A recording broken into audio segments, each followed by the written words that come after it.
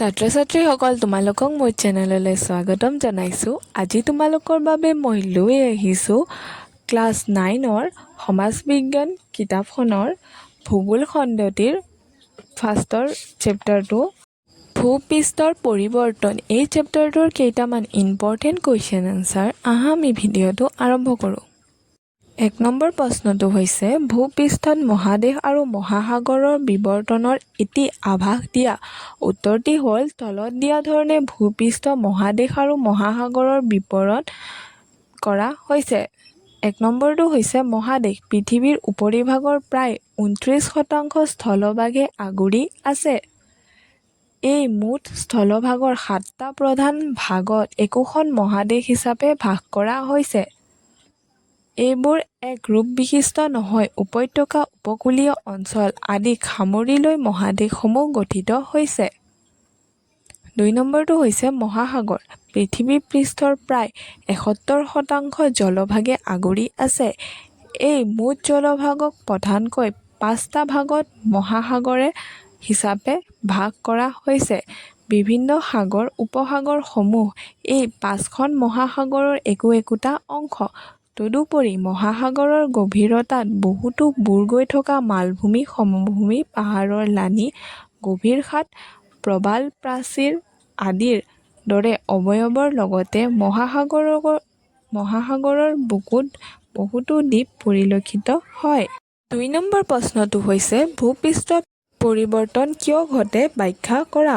উত্তৰটি হ'ল কিছুমান প্ৰাকৃতিক কাৰক বা প্ৰক্ৰিয়াৰ বাবে ভূপৃষ্ঠৰ পৰিৱৰ্তন ঘটে, যিবোৰ ভূ-আকৃতি সম্বন্ধীয় প্ৰক্ৰিয়া হিচাপে জনা যায়।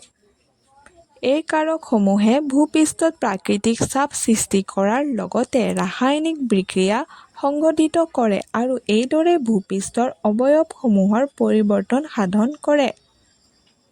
এই ধৰণৰ ভূপৃষ্ঠৰ পৰিৱৰ্তন সাধনকাৰী কাৰকসমূহ 2 প্ৰকাৰৰ। প্ৰথমটো হৈছে আভ্যন্তৰীণ কাৰক। ভূপৃষ্ঠৰ অন্তঃভাগত সৃষ্টি হোৱা কাৰকসমূহ। এই কাৰকবোৰ ভূপৃষ্ঠৰ অন্তঃভাগৰ লগতে মহাসাগৰ তলিতো সক্ৰিয় হৈ থাকে আৰু এইবোৰ ভূপৃষ্ঠৰ লগতে মহাসাগৰৰ তলি ভাগকো তাৰতম্যৰ সৃষ্টিৰ দ্বাৰা অসমান কৰি ৰাখে। অৰ্থাৎ এই কাৰকবোৰৰ ক্ৰিয়াৰ ফলস্বৰূপে মহাদেশ বা মহাসাগৰৰ তলিভাগৰ কোনো অংশ উঠি আহিব পাৰে নাইবা বহি যাব পাৰে, যেনে ভূমিকম্প, আগ্নেয়গিৰি ফলক বিৱৰ্তন ইত্যাদি। 2 নম্বৰটো হৈছে বাহ্যিক কাৰক। ভূপৃষ্ঠৰ উপৰিভাগত সৃষ্টি হোৱা ভূপৃষ্ঠৰ পৰিৱৰ্তন সাধনকাৰী কাৰক বা প্ৰক্ৰিয়াসমূহে হ'ল বাহ্যিক কাৰক, যেনে সূৰ্যৰ ৰশ্মি, বৰষুণ, বোৱতী পানী বা নদী, বতাহ, হিম বা সাগৰীয় ঢৌ ইত্যাদি। 3 নম্বৰ প্ৰশ্নটো হৈছে বাহ্যিক কাৰক মানে কি? কেইটামান বাহ্যিক কাৰকৰ নাম লিখা। উত্তৰটি হ'ল ভূপৃষ্ঠৰ উপৰিভাগত উৎপত্তি হোৱা কাৰকবোৰেই হ'ল বাহ্যিক কাৰক। এই কাৰকবোৰ অসমান ঠাইবোৰক সমান কৰিব বিচাৰে আৰু সময়ত ভূপৃষ্ঠৰ প্ৰকৃতি অৱয়ৱসমূহৰ বাস্তৱিক পৰিৱৰ্তন সাধন কৰে। এই কাৰকসমূহৰ প্ৰধানকৈ উৎসসমূহ হ'ল সূৰ্য আৰু প্ৰাকৃতিক পৰিৱেশ। বাহ্যিক কাৰকসমূহ 2 ধৰণৰ, জৈৱিক আৰু অজৈৱিক। জৈৱিক কাৰক উদ্ভিদ, প্ৰাণী, অণুজীৱ। অজৈৱিক কাৰকসমূহ হ'ল সূৰ্যৰ ৰশ্মি, বৰষুণ, বোৱতী পানী বা নদী, বতাহ, হিম বা সাগৰীয় ঢৌ।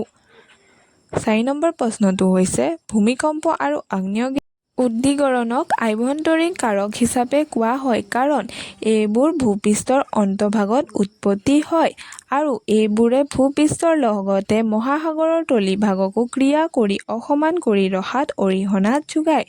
5 নম্বৰ প্ৰশ্নটো হৈছে নদী অৱবাহিকা বুলিলে কি বুজা। নদী অৱবাহিকাৰ এটি চিত্ৰ আঁকা।